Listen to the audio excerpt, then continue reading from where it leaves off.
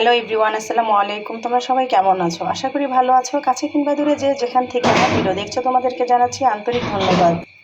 আবার ফিরে আসলাম তোমাদের মাঝে নতুন একটি রেসিপি নিয়ে। এখন আমি রান্না করব সরপুঁটি মাছ দিয়ে লেবু পাতার পাতুরি। তো আমি কড়াইতে তেল বসিয়ে দিয়েছি, তেলটা গরম হয়ে গিয়েছে, দিয়ে দেবো পেঁয়াজ কুচি। পেঁয়াজটা আমি ভেজে নিব।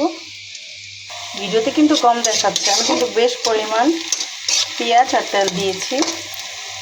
তো এখন দিয়ে দিব টমেটো কুচি,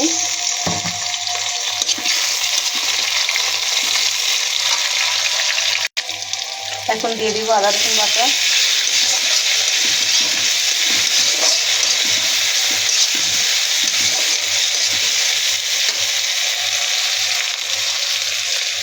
দিয়ে দিব হলুদ, মরিচ, ধনিয়া, লবণ,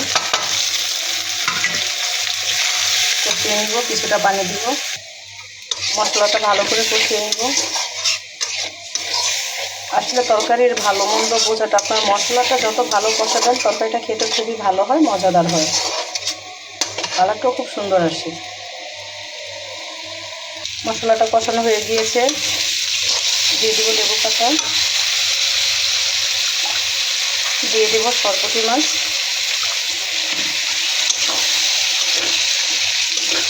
কষিয়ে নিব। মাছটা কষানো হয়ে গিয়েছে, দিয়ে দেবো কিছুটা পরিমাণ পানি।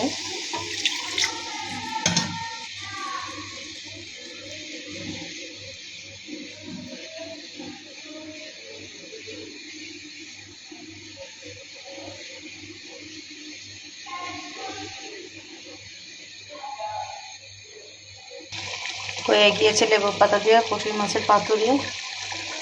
সরপুঁটি মাছে দিয়ে দিলাম কাঁচামরিচ ফালি, এখন দিয়ে দিব ধনিয়া পাতা কুচি। এভাবে রান্না করলে মাছটা খুবই ভালো হয় খেতে, মাছটা খুব সফট হয়। অনেকে আবার কাঁচা মাছ পছন্দ করেন এভাবে রান্না করাটা, কিন্তু আমি যেভাবে রান্না করছি খুবই ভালো হয়। আসলে এখানে বোঝাই যাচ্ছে না যে আমি মাছটা যে ভাজি নেই,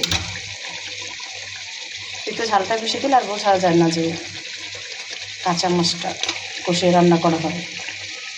খেতে খুবই ভালো হয় এভাবে। আল্লাহ হাফেজ। আজকে এই পর্যন্ত, আবার দেখা হবে তোমাদের সাথে নতুন একটা ভিডিও নিয়ে।